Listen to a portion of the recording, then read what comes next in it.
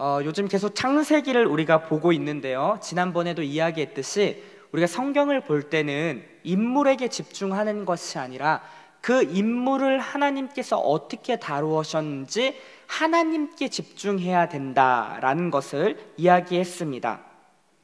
그리고 그 하나님께서 신자인 우리에게 무엇을 요구하고 있는지를 우리가 바로 알아야 된다라고 이야기를 했었죠.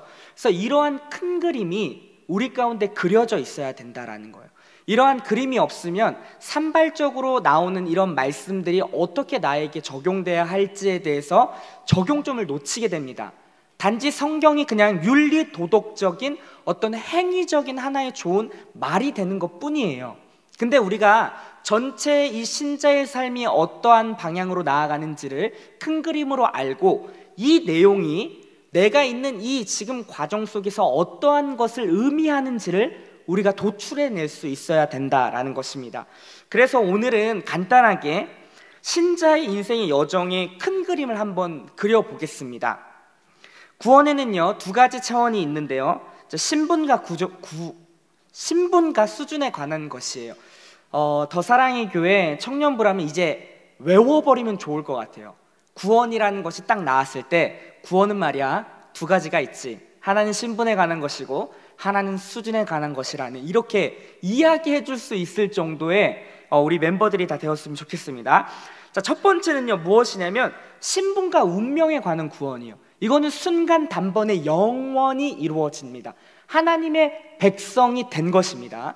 그러면서 즉각적으로 우리에게 요청하는 것이 무엇이냐면 수준의 구원인 거예요.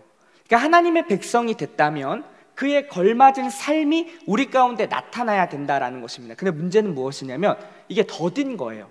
그리고 시간과 공간 속에서 점진적으로 이루어진다라는 사실입니다. 만약에 여러분이 신자가 되었다면 우리 모두는 이 수준의 구원에 어떠한 과정을 지나고 있는 사람들이라고 할 수 있는 거예요. 이해가 되시죠? 자, 이러한 것을 우리 같이 한번 가지고 나아가길 원하는데, 자, 이 수준의 구원에서 빌립보서에 보면은 이런 식으로 좀 표현하고 있는데 우리 같이 한번 읽어봤으면 좋겠습니다. 시작. 그러므로 나의 사랑하는 자들아,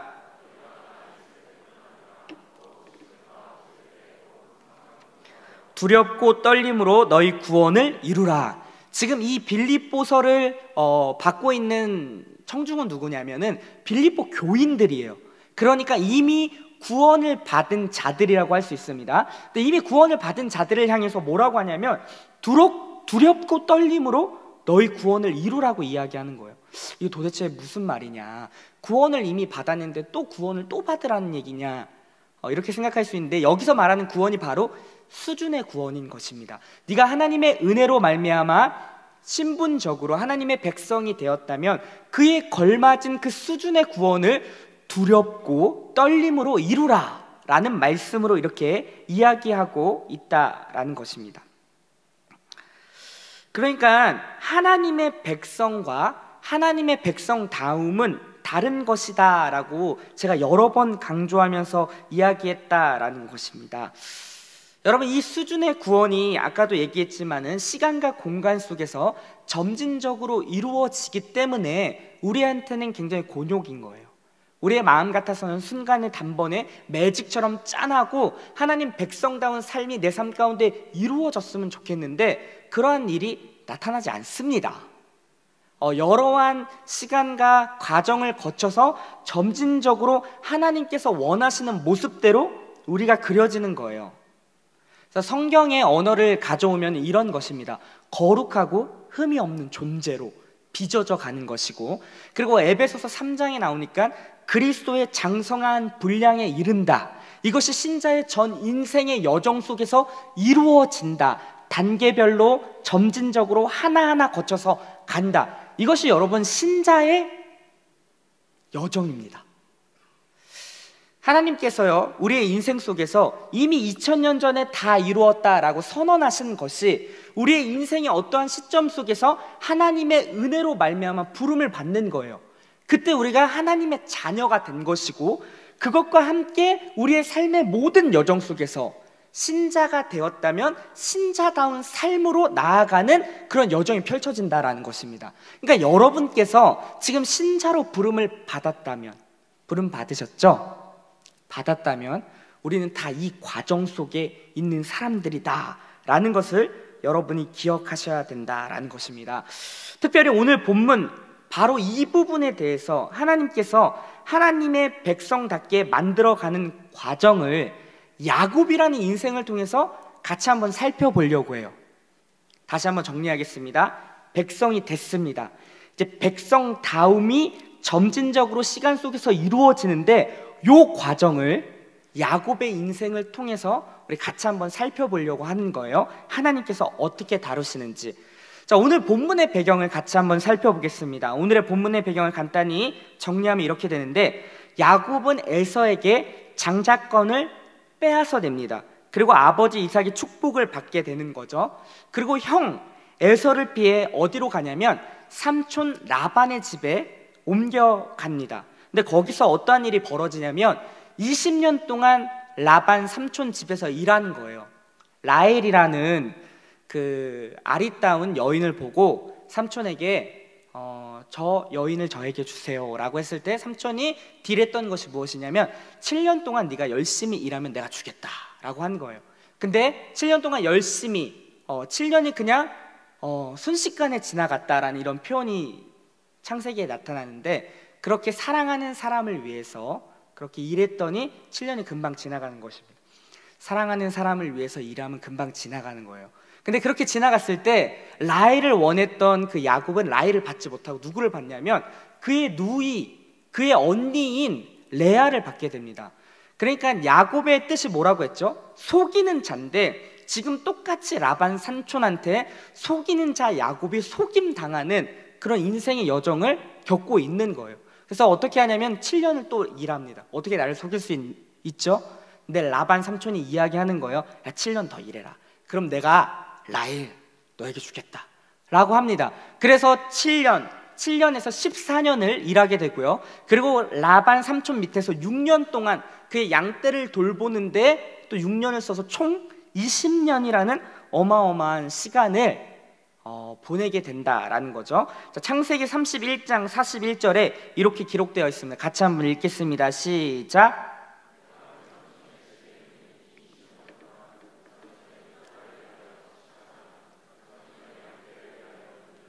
외삼촌에게 봉사하였거니와 외삼촌께서 내 품삯을 10번이나 바꾸셨으며, 삼촌 라반의 집에서 20년 동안 열심히 일했지만 그 일한 대가를 제대로 삼촌이 주지 못했다라는 거예요.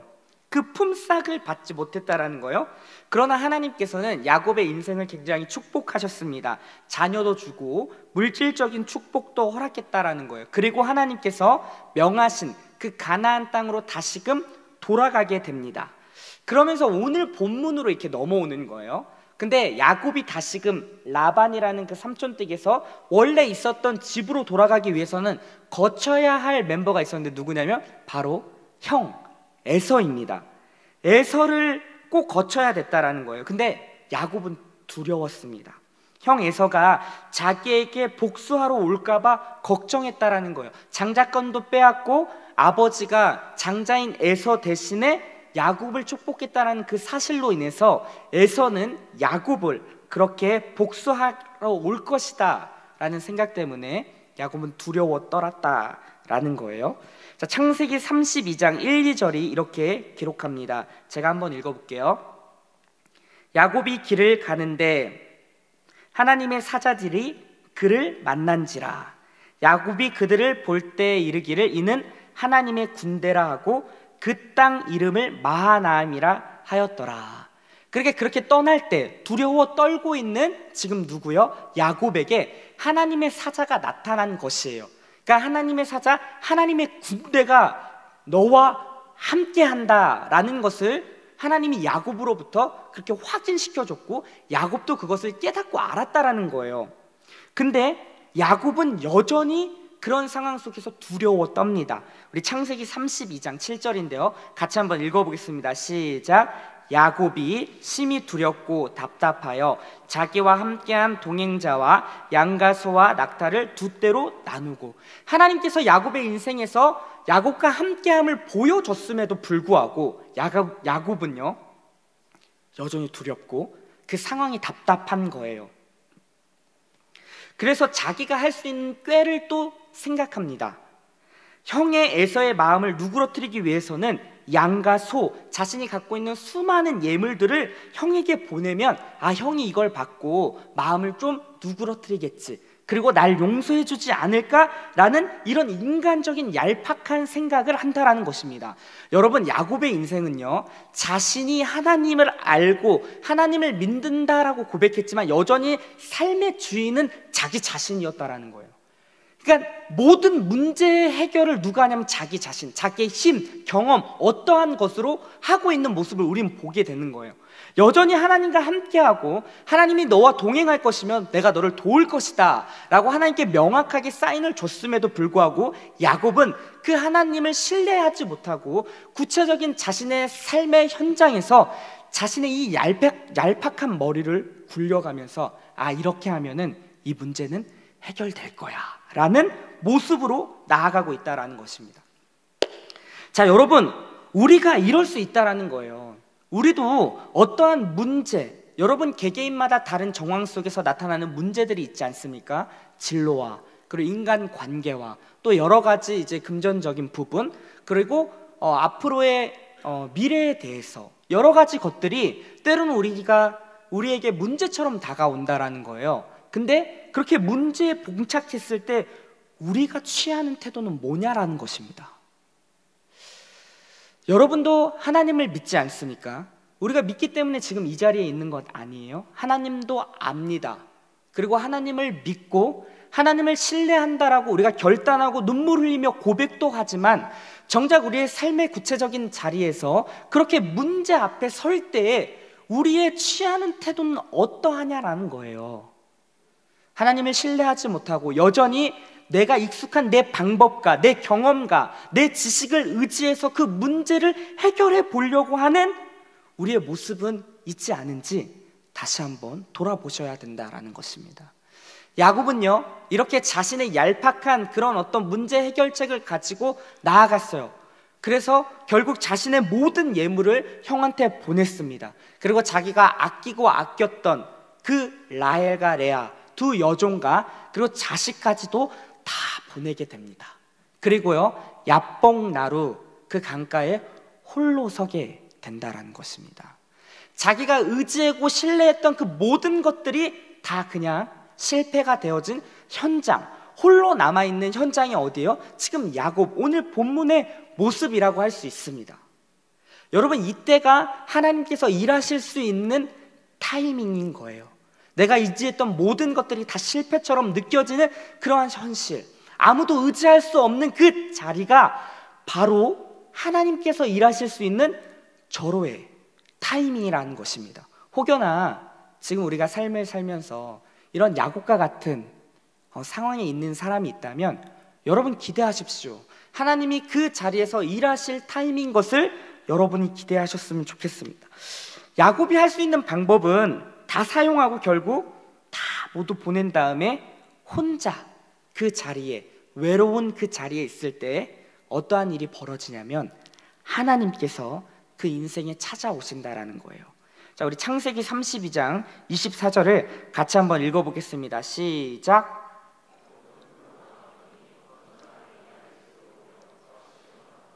야곱이 홀로 남겨졌을 때 이때 씨름을 건 사람은 누구죠? 야곱이 아닙니다. 누구냐면 어떤 사람이에요. 어떤 사람이 날이 새도록 야곱과 씨름을 한다라는 것입니다. 그러니까 여기가 굉장히 중요한 포인트인데, 야곱처럼 열심을 다해서 하나님께 간절히 기도하면은 이러한 복을 누릴 수 있다, 이런 해석이 아닌 거예요. 이 본문은요, 이 본문이 요구하는 것은 무엇이냐면 야곱이 먼저 액션을 취한 것이 아니라 하나님께서 그 인생에 먼저 찾아온다라는 거예요. 이 말은 무슨 말이냐면 야곱이 하나님께 요구하기 이전에 하나님께서 그 야곱의 인생에 요구할 게 있다라는 것입니다. 그래서 야곱을 찾아오셔서 뚝뚝뚝 지금 야곱을 부르고 있는 거예요. 이 야곱은 그 하나님과 날이 새도록 씨름을 한다라는 것입니다. 모든 방법을 다 사용하고 이제 의지할 때 하나도 없는 그 외로운 그 자리에 있을 때 하나님께서 찾아오셔서 야곱에게 이야기하는 거예요. 모든 것이 다 비워질 때 하나님의 체험이 시작되는 그 자리. 근데 하나님께서 왜 야곱의 인생에 찾아오셨을까요? 하나님께서 야곱에게 요구하고 있는 것은 과연 무엇일까요? 하나님께서 야곱에게 지금 요구하고 있는 것은 이러한 질문입니다. 너 진짜 나를 믿느냐? 이 질문을 야곱에게 하고 있는 거예요. 네가 나를 믿는다라고, 내가 너와 한 언약을 네가 믿고 따른다라고 고백했지만 여전히 너의 삶의 구체적인 자리에서 나를 믿는다라는 그 고백에 걸맞은 삶이 나타나지 않는 그 모습 속에 여전히 내 삶에 내가 주인이 되어 내 방법을 의지하며 살아가는 그 나의 의를 의존하며 살아가는 그 자리에 주님이 찾아오셔서 이야기하는 것입니다. 너 진짜 나를 믿느냐? 너 진짜 살아있는 나를 믿느냐? 라고 야곱에게 지금 질문을 던지고 있는 것입니다. 장자의 명분을 빼앗고 복을 가로채고 에서를 피해 하란으로 도망가고 라반 집에서 라헬을 얻기를 위하여 20년 동안 일을 한 레와 여종 수많은 부도 얻었지만 갈등 속에서 다시 한번 그 에서 가나안으로 돌아가게 된 그 야곱. 그런데 에서가 기다리고 있는 그 현장에, 그 소식에 심히 두려워 떨고 있는 이 답답한 상황에 여전히 하나님을 의지하지 못하고 자신의 꾀를 쓰고 온갖 예물과 좋은 것을 다 주면 형의 마음이 돌아오겠지라고 생각하는 이 야곱에게 찾아오셔서 너 진짜 나를 믿냐? 얘기하고 있는 것입니다. 여러분, 야곱은요 자신의 평생에 자신의 힘을 의지하며 살았던 자입니다. 내가 스스로 내 삶을 책임져야 한다는 자리에 있었던 야곱에게 그의 한계의 길 앞에서 하나님이 다시 찾아오셔서 야곱을 다루기 시작하는 거예요. 그러나 야곱은 여전히 자신의 삶이 자기 힘을, 주인이 자기 힘을 주장하고 있는 것입니다. 자, 32장 25절인데요 제가 한번 읽어보겠습니다. 자기가 야곱을 이기지 못함을 보고 그가 야곱의 허벅지 관절을 치매 야곱의 허벅지 관절이 그 사람과 씨름할 때 어긋났더라. 여기서 자기가 누구예요? 하나님의 사자예요. 하나님께서 야곱과 씨름하는데 뭐라고 하냐면 야곱을 이기지 못함을 보고, 하나님께서 야곱을 못 이겼다, 졌다 이런 말일까요? 아닙니다. 이 말은 무엇이냐면 여전히 하나님의 다루심 앞에서 야곱은 자신의 삶을 인정하지 않고 자신의 삶의 주인이 자기 힘을 고백하고 있는 그 고집, 그 아집을 지금 보여주고 있는 거예요. 고집스럽게 주장하고 있는 이 야곱의 집요함을 이렇게 표현하고 있는 것입니다. 자기가 야곱을 이기지 못함을 보고. 그래서 하나님께서는요 특단의 조치를 취하십니다. 그게 뭐냐면 야곱의 허벅지 관절을 치는 것이에요. 하나님께서 허벅지 관절을 친 이유는 육신을 믿고 살아온 야곱에게 육신의 나약함을 일깨워 주기 위함이었습니다. 하나님이 아닌 자신의 힘을 의지하려고 했던 그 힘의 근원을 주님이 차단하는 거예요. 여러분, 우리의 인생 속에서도 이러한 일들이 있을 수가 있습니다. 내가 의지하고 신뢰했던 그것, 명예, 돈, 자리, 사람, 인간관계, 나는 인맥으로 다 뚫어버릴 거야. 이러한 얄팍한 인간의 그 생각들을 주님이 다 무너뜨릴 때가 있다는 거예요. 왜요? 하나님께서 자기의 의를 빼는 과정입니다. 나의 어떠함을 신뢰하고 있었던 것들을 다 빼는 과정 속에 주님이 우리를 부르고 있는 거예요. 왜? 그리스도인은 그렇게 살아야 되니까요. 그리스도인은 자기의 어떠함을 의지해서 살아가는 존재가 아니라 하나님을 의존하며 살아가는 자이기 때문입니다. 그리스도인은 바로 그런 거예요. 그 이름의 뜻 안에 나오는 것이죠. 그리스도인이라는 뜻은 무엇이냐면 그리스도인, 그리스도에게 속한 자, 그리고 또 하나는 무엇이냐면 그리스도를 주인으로 고백하는 자를 그리스도인이라고 하는 것입니다. 우리 다 그리스도인 아닙니까? 우리는 그리스도에게 속한 자이며 그리스도 예수를 주로 고백하는 자입니다. 그 말은 나의 삶의 주권이 우리 주님께 달려있고 나의 어떠함을 의지해서 살아가는 존재가 아니라 하나님을 의존하며 살아가는 자인 것을 우리가 그리스도인입니다 라는 신앙 고백에 담겨져 있는 것이라는 거예요.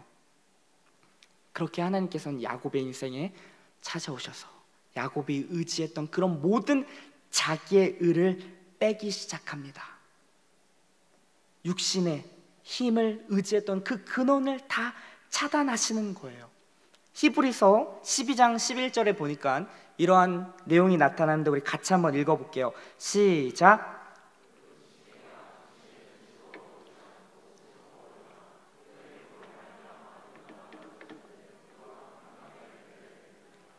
무릇 징계가 뭐예요? 당시에는 즐거워 보이지 않고 슬퍼 보입니다. 여러분, 여기서 말하는 징계, 우리도 이거 이제 외워야죠. 그죠?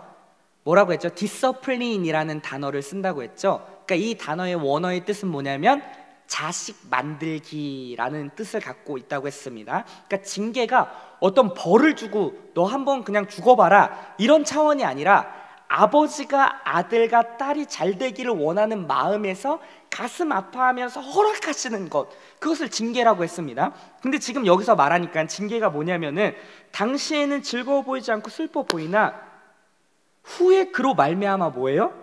의와 평강의 열매를 맺게 한다라는 것입니다.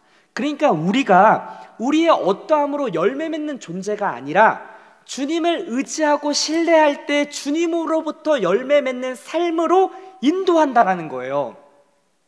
그게 자기의 의를 빼는 과정 속에서 이루어지는 것이고, 그리고 그리스도인 하나님을 의존하며 나아가는 자가 그리스도로부터 오는 그 충만함의 결과로서 열매를 맺히는 것입니다.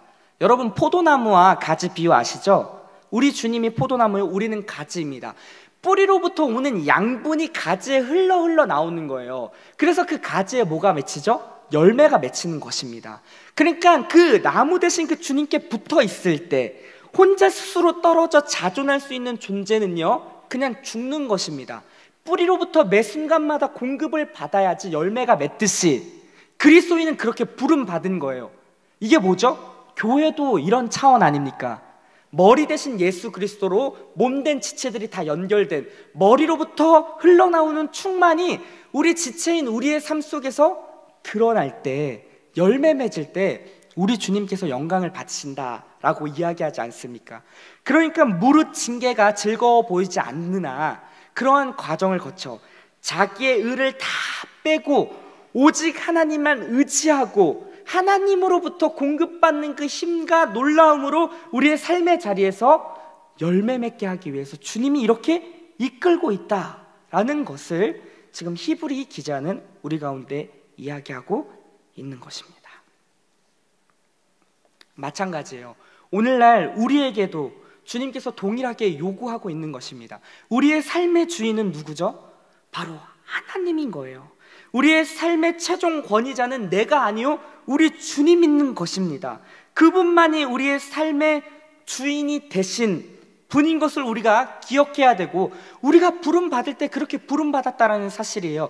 자존할 수 있는 존재가 아니라 의존적 존재로 부름받았다라는 사실을 우리가 기억해야 된다라는 것이죠. 그렇게 우리 주님은 내 삶의 주인으로 여기는 것, 주님을 그렇게 주인으로 여기는 것, 그러한 과정 속에서 하나님께서 우리의 인생을 하나하나 다루어 가시는 거예요.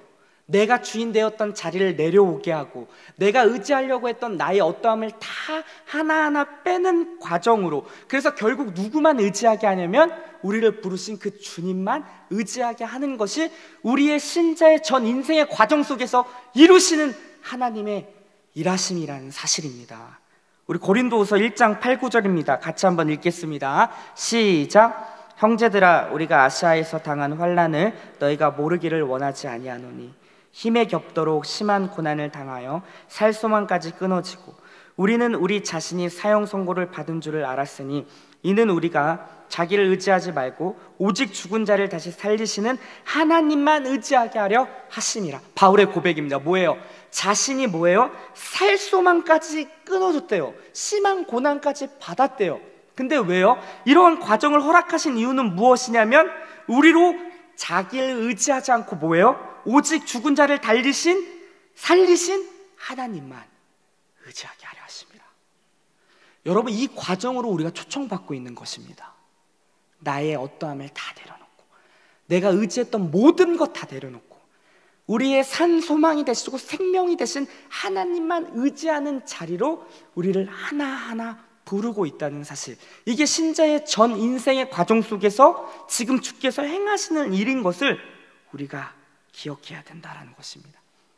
야곱은요, 이 하나님의 다루심, 모두가 의지할 것 없는 그 텅 빈 야곱의 외로운 인생 가운데 찾아오셔서 네가 의지했던 거 다 내려놓으라 라고, 정말 너 나 믿느냐? 라는 질문 앞에 결국 야곱은 어떻게 하죠?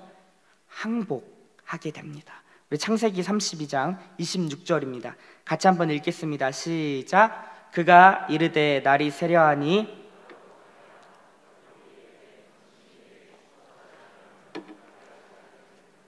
야곱이 이렇게 얘기하는 거예요. 당신이 내게 축복하지 아니하면 가게 하지 아니하겠나이다 얘기하는 거예요. 하나님은요, 사실 야곱을 충분히 뿌리치고 그냥 도망가실 수 있었습니다. 그런데 야곱을 그렇게 외면하지 않고, 야곱에 그렇게 다시 한번 간절히 주를 찾고 붙잡았을 때 야곱에게 복을 주셨다라는 거예요. 자신이 의지하고 있었던 근원적 힘이 더 이상의 효력이 없음을 보고, 그것이 소망이 아님을 보고 진정 소망 되신 그 주님께 시선을 두기 시작합니다. 그러면서 그 하나님께 복을 비는 거예요. 저는요, 주 없이 살 수 없는 존재입니다. 천부여 의지 없어 손들고 갑니다 라는 이런 고백으로 지금 야곱이 오고 있는 거예요. 자기가 의지하고 신뢰했던, 자신만을 근거했던 그 자리에서 하나님을 의뢰하고 하나님을 근거하는 자리로 지금 야곱이 옮겨지는 것입니다. 주님이 그 자리로 우리를 이끄신다라는 거예요. 그래서 하나님께서 그렇게 간절히 하나님을 찾는 야곱을 향해서 질문하기 시작하는데 이렇게 질문합니다. 창세기 32장 27절입니다. 같이 한번 읽을게요. 시작. 그 사람이 그에게 이르되 내 이름이 무엇이냐? 그가 이르되 야곱이니이다. 하나님 묻는 거예요. 너 누구냐? 그때 자신의 존재를 직면하게 되는 것입니다. 저 야곱입니다.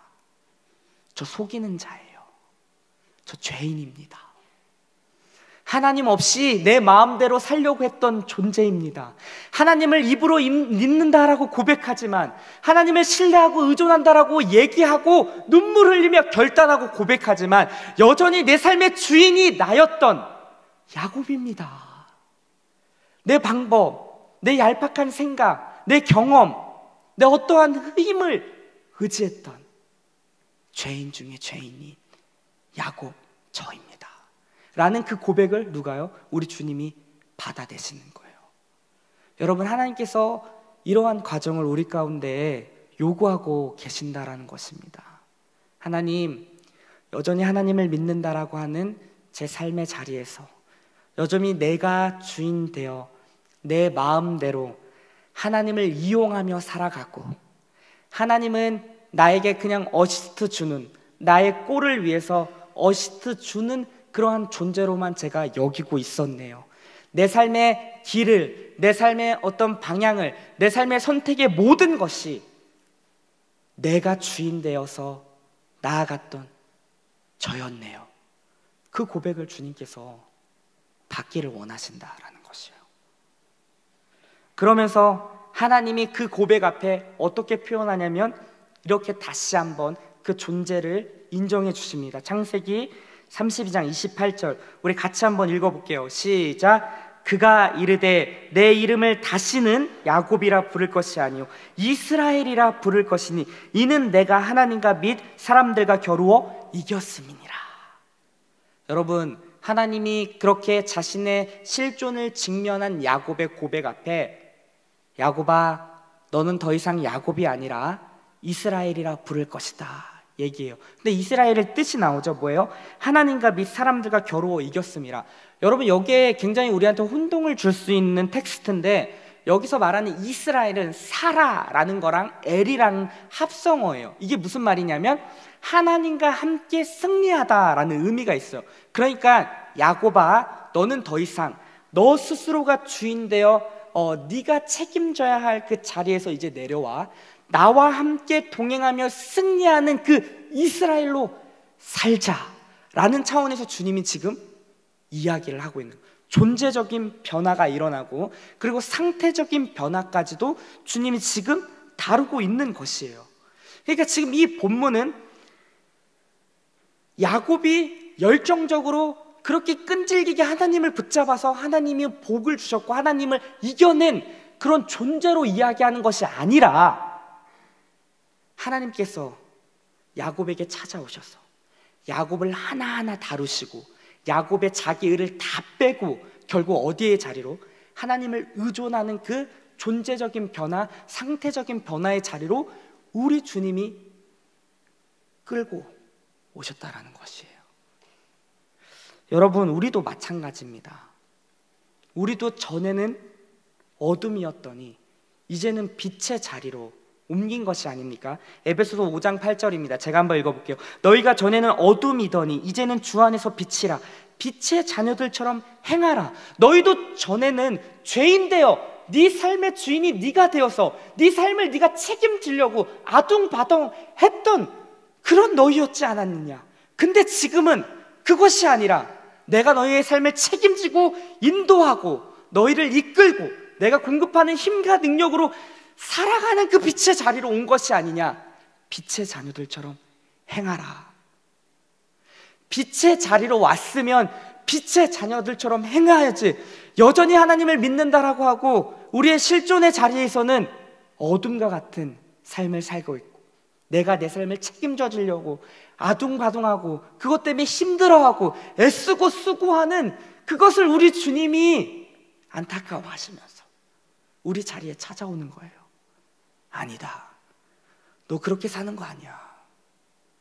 네 삶을 네가 책임지는 존재가 아니란다. 네 삶은 내가 책임진다. 너는 그 자리로 지금 온 거야. 나를 바라봐 줄 수 없겠니? 영원한 생명의 근원이 되고 우리의 존재가 이유되는 그 하나님, 그 주님을 바라볼 수 없겠니? 라는 차원으로 주님께서 우리에게 오늘도 찾아오셔서 말을 걸고 있는 것입니다. 주님이 묻는 거예요. 내 이름이 무엇이냐? 내 이름이 무엇이냐? 이 질문 앞에 우리가 어떻게 답할 것입니까? 우리의 실존을 직면하라는 것입니다. 이 교회에서뿐만 아니라 내 삶의 구체적인 자리에서, 가정과 캠퍼스와 직장과 여러분이 있는 그 평소의 그 자리에서 정말 어떻게 살고 있느냐? 내 존재가 무엇이냐? 주님이 묻는 거예요. 우리는 인정해야겠죠. 주님, 여전히 저는 내 방법, 내 뜻, 내 주인, 내가 할 수 있는 모든 것을 다 동원해서 내 삶을 책임지고 내 삶을 쌓으려 갈고 했던 이런 존재입니다. 그 자리를 이제 내려놓고 넌 더 이상 혼자가 아니다. 내가 너와 함께하고 내 삶을 책임지고 가장 좋은 길로 인도할 것이다 라는 여호와와 함께 승리하는 삶의 자리로 주님이 오늘 우리를 부르고 있다라는 사실 기억했으면 좋겠습니다. 여러분, 야곱은요 성경에서 대표적인 고집불통의 인물이었습니다. 속이는 자로 자신의 힘을 의지하며 끝까지 고집을 피웠던 자가 야곱이에요. 야곱의 스토리가 긴 이유가 무엇입니까? 우리랑 별반 다르지 않기 때문입니다. 죄인된 인생의 아담적 탐욕의 죄악됨을 너무나도 잘 보여주고 있는 사람이 누구예요? 야곱이에요. 근데 그 야곱을 누가요? 우리 하나님이 포기하지 않는 것입니다. 찾아가는 거예요. 왜요? 사랑하니까, 내 자녀니까, 내가 택한 내 백성이니까 주님 외면치 않고 포기치 않고 여전히 고집불통인 우리의 인생 속에 또 찾아와서 똑똑똑 문을 두드리고 말을 거는 것입니다. 일어나라. 외로워하지 마라. 네 인생은 네 것이 아니다. 내 것이다. 이 자리로 와라. 빛의 자녀들처럼 행하자. 라는 그 하나님의 부르심에 우리가 반응해서 나아갔으면 좋겠습니다. 하나님 말씀을 정리하도록 하겠습니다. 여러분, 야곱의 인생 속에서 함께 하셨던 하나님이요, 오늘날 우리에게도 동일하게 함께 하신다는 사실을 믿으셔야 돼요. 성경을 이렇게 보는 것입니다. 야곱의 우월함, 영웅성을 보는 것이 아니라 야곱을 어떻게 야곱되게 하셨는지에 그 하나님의 일하심, 그 신실하심, 그것이 오늘날 우리에게도 동일하게 적용된다. 그래서 우리의 신앙이 힘이 되고 위로가 되고 다시금 소망을 그 주님께 두고 내 시선을 내 어떠함에 두지 않고 하나님께 두는 것, 이것이 창세기 야복강의 그 야곱을 다루신 그 하나님께서 우리에게 주고자 하는 메시지입니다. 원하옵기는 이번 한 주를 살 때 이 복음적 존재로 우리가 변화되고 그 주님을 더욱 의지하며 그 주님과 함께 동행하며 승리하는 이스라엘로 살아낼 수 있는 우리 모두가 되기를 주님의 이름으로 축원합니다. 우리 같이 한번 찬양하겠습니다. 주가 일하시네 라는 찬양인데요, 가사가 이렇게 돼 있어요. 날이 저물어 갈 때, 빈들에서 걸을 때, 그때가 하나님의 때, 내 힘으로 안 될 때, 빈손으로 걸을 때, 내가 의지하고 소망하고 내가 잡고 있었던 그런 모든 것이 실패의 자리에 있을 때, 여러분, 그때가 하나님의 일하실 때입니다. 혹여나 지금 이 자리에 누군가가 그런 상황 가운데 있나요? 우리 소망 되신 그 주님 바라봤으면 좋겠습니다. 우리 같이 이 시간 주가 일하시네 찬양하며 나아가겠습니다.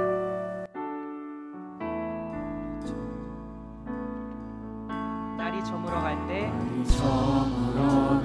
때, 빈들에서 걸을 때, 그때가 하나님의 때. 내 힘으로 안 될 때, 내 힘으로 안 될 때, 빈손으로 걸을 때, 내가 고백해 여호와 이래. 우리 모인 이곳에 주님 함께 계시네. 우리 모인 이곳에 주님 함께 계시네. 누리네 아버지 은혜. 적은 떡과 물고기 내 모든 걸 드릴 때, 모두 고백해 여호와 이래. 주가 일하시네. 주가 일하시네. 주가 일하시네. 주께 아끼지 않는 자에게. 주가 일하시네. 주가 일하시네. 신뢰하며 걷는 자에게. 한번 더 날이 저물어 갈 때, 날이 저물어 갈 때, 빈들에서 걸을 때, 그때가 하나님의 때. 내 힘으로 안 될 때, 빈손으로 걸을 때, 내가 고백해 여호와. 주가 일하시네. 주가 일하시네. 주가 일하시네. 주께 아끼지 않는 자에게. 주가 일하시네. 주가 일하시네. 신뢰하며 걷는 자. 우리 다시 한번 고백합시다. 주가 일하시네. 주가 일하시네. 주가 일하시네. 주께 쉬지 않는 자에게 주가 일하시네. 주가 일하시네. 신뢰하며 걷는 자에게. 우리 시간 같이 한번 기도합시다. 오늘 주신 말씀을 기억하면서 여전히 우리를 외면하지 않고 찾아오시는 그 하나님의 질문 앞에 반응했으면 좋겠습니다. 빈손이냐? 의지할 게 아무것도 없느냐? 내 이름이 무엇이냐? 라고 질문할 때 우리 정직하게 반응합시다. 주님, 저는 야곱입니다. 여전히 내 힘으로 내 능력을 의지하며 나의 어떠함으로 내 삶을 책임져 보려고 아둥바둥했던 저입니다. 주님, 너무 힘들어요. 내 힘으로 이제 안 됩니다. 다 빈손이고 다 떠나가고 나 홀로 남았습니다. 그때가 하나님이 일하실 때인 줄 믿습니다. 시간 하나님, 내 삶을 주님께 온전히 올려드립니다. 하나님, 이제는 내 삶을 내가 책임지지 아니하고 하나님께서 내 삶을 책임져 주시는, 하나님과 동행함으로 승리하는 그 자리로 가길 원합니다. 고백뿐만이 아니라 우리의 실존적인 자리에서도 그렇게 살아낼 수 있는 하나님 나의 삶이 되길 원하오니 주여 나를 붙잡아 주시옵소서. 나를 인도하여 주시옵소서. 그렇게 우리의 삶을 좀 주님께 맡겨드리며 시간 같이 한번 기도하며 나아가겠습니다. 하나님 아버지, 이 시간에 우리가